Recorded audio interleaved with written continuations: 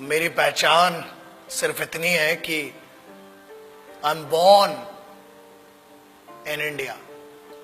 भारत मेरी पहचान है, भारत मेरा सम्मान है, भारत मेरा अभिमान है। आप मुझसे सब कुछ छीन सकते हो, मेरा तन, मेरा लहू, हर कुछ, मुझसे मेरी पहचान भारतीय होने की नहीं छीन सकते। और वही मेरी आइडेंटिटी है। मैं भारतीय हूं, इस पर बहुत गर्व है और इससे ऊपर कोई गर्व मुझे चाहिए भी नहीं। मैं भारत मां का बेटा हूं पहले, उसके बाद एक मां ने मुझे जन्म दिया है इस भारत स्थल, भारत भूमि पर। उसी के लिए कुछ लिखा था ये कि काश मेरी जिंदगी में सरहद की कोई शाम आए, जब कुछ हो तो बॉर्डर पर हो। काश मेरी जिंदगी में सरहद की कोई शाम आए, काश मेरी जिंदगी मेरे वतन के काम आए। न खौफ है मौत का और न आरजू है जन्नत की, मगर जब कभी जिक्र हो शहीदों का, काश मेरा भी नाम आए, काश मेरा भी नाम आए। This is what I would love to introduce myself like that. अगर कोई पूछे कि कौन था वो, जब कोई पूछे मेरे बारे में, तो मेरी ये पहचान लिख देना, उठाना मेरा कमांडो डैगर और छाती पे हिंदुस्तान लिख देना। कोई पूछे पागल था वो कौन, तो भगत सिंह और क्रांतिकारियों का चेला और इंकलाब का गुलाम लिख देना। और बचा हो जो जिस्म में लहू मेरे, निकालना उसे, फेंकना जमीन पे और मां तुझे सलाम लिख देना। यही परिचय था, है और रहेगा।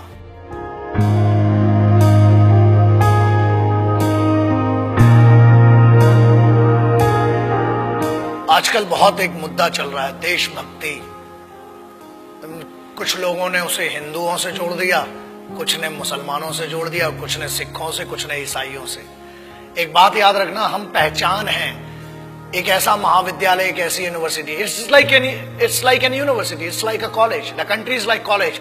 We may have different wings, we may have different subjects, but we all belong to one college and that college is Bharat, राष्ट्र। आप उसको हुब्बुल वतनी कह लें उर्दू में, अरबी में, उसको आप जननी जन्मभूमिश्च कह लें, आप संस्कृत में, आप मादरे वतन कह लें, वतन की इज्जत कह लें, आप कुछ भी कह लें। आज बहुत जरूरी हो गया है उस ट्रेटर, उस गद्दार, या बेहतर लैंग्वेज में उसको गद्दार और चूतिया कहेंगे, उसकी बात करना जो आज की डेट में बड़ा सेलिब्रिटी बन के फिर रहा है। Let's talk about that person जिसने हर फौजी और हर इस भारत मां के बेटे को हर्ट किया है। आज उसके बारे में बात करना बहुत जरूरी हो चुका है। न हिंदुओं से न मुसलमानों से इस मुल्क को तकलीफ है गद्दार और बेईमानों से,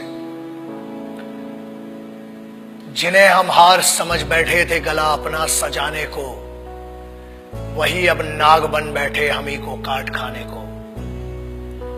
पिछले 2-3 महीने it has been disturbing me a lot. I being an Indian, I being a soldier, I being a simple son of this motherland, feel hurt, disheartened, and at the same time I feel pity for them. बुरा लगता है। कारण यह, लोग कहते हैं कि हम कुछ कर नहीं सकते। ऐसा है, करने पर आ जाए तो बहुत कुछ कर सकते हैं, लेकिन हम सम्मान करते हैं भारत के सर्वोच्च न्यायालय का, सुप्रीम कोर्ट का, और उसके आदेश की अवहेलना नहीं करना चाहते हैं। उसके आदेश का पालन करते हुए कुछ गद्दारों को आज भी छोड़ रखा है, वरना ऐसा है काम ही हड्डियां तोड़ने और जान लेने का हिंदुस्तानी फौज करती है। किसी ने कहा, मैं उन गद्दारों का शायद नाम भी लेना पसंद नहीं करूंगा, बिकॉज वो इतना भी डिजर्व नहीं करते कि उनका नाम इस जुबां पर आए। बट एक चीज बोलना बहुत जरूरी है। कुछ लोगों ने यह कहा कि भारतीय सेना रेपिस्ट है। अगर घरों में बैठे हो ना, और अगर तुम्हारी बहनें और तुम्हारी माएं घर से निकल के जा रही हैं, तो सिर्फ ये हिंदुस्तानी फौज है जिसकी दम पे तुमने भाई होने का, बाप होने का फर्ज नहीं निभाया होगा, मगर this the only Indian armed forces which maintain that dignity of a soldier and maintains that brotherhood. आपकी बहनें, आपकी माएं अगर सुरक्षित हैं तो वो भारत की सेनाएं हैं जिनके कारण है। बोलने के पहले सोचा करो। और किस्मत बहुत अच्छी थी कि फौज के सामने नहीं बोला, वरना जो हीरो बना दिया ना इस देश में, फौज तुम जैसों को छोड़ती भी नहीं। मगर ये भारत का संविधान है, this is the constitution of India, जिसने बांध रखा है हमारे हाथों को। क्रोध करना मेरी आदत नहीं है, मगर आता है गुस्सा। इसलिए आता है क्योंकि चाणक्य ने कहा था कि अक्सर मैंने झूठे लोगों को मुस्कुराते हुए देखा है। जो सच बोलता है और दिल से बोलता है उसको गुस्सा बहुत आता है। और ये गुस्सा इस बात का है कि इस देश में कुत्तों को मारने की परमिशन नहीं है, इसलिए अभी तक बचे हुए हो। फौज को रेपिस्ट बोलते हो? Ask your sisters and your mothers, ask your family members, if there are 10 young boys and if there is a single soldier, ask a girl, ask a young girl, where would she go for the help and whom would she ask for the help? And I ensure this, that girl would go to a soldier and ask, and she'll say one thing, certainly she'll say, and she'll use this word, भैया मेरी मदद कीजिए। क्या है ये? जवानी संभल नहीं रही है तो बताओ। 23 साल में शहीद आजम भगत सिंह, राम प्रसाद बिस्मिल, अशफाकुल्ला खान, चंद्रशेखर आजाद बड़ा बड़ा काम करके चले गए। बहुत गर्मी है, अरे सेना ज्वाइन करो, भारत की फौज, आओ दुश्मनों से लड़ो ना। घर के अंदर क्यों दुश्मनी का माहौल बनाते हो? एक बात कही गई जिसपे बड़ा दर्द हुआ कि अफजल, अरे वो गद्दार टेररिस्ट, उसके लिए बोलते हो, उसको हीरो बना दिया तुमने, वरना कोई जानता भी नहीं था। ऐसे बहुत आए गद्दार, बहुतों को फांसी लगाई। उसको कहा गया कि अफजल हम शर्मिंदा हैं, तेरे कातिल जिंदा हैं। I feel ashamed for these guys. तेरे कातिल मतलब क्या है? What do they want to say? तेरे कातिल कौन हुए? भारत का संविधान, सर्वोच्च न्यायालय ने उसको फांसी सुनाई है। हर हक दिया इस बात का कि पहले आपकी पिटीशन दायर हो, आपके ऊपर पूरा मुकदमा चलाया गया। अरे समस्या ये है, हम तो आतंकवादियों को भी क्या बोलूं, भाषा फिसल जाएगी तो बहुतों के परखच्चे उड़ जाएंगे। आप कहते हो कि तेरे कातिल, चलो, it means you are blaming the constitution of India.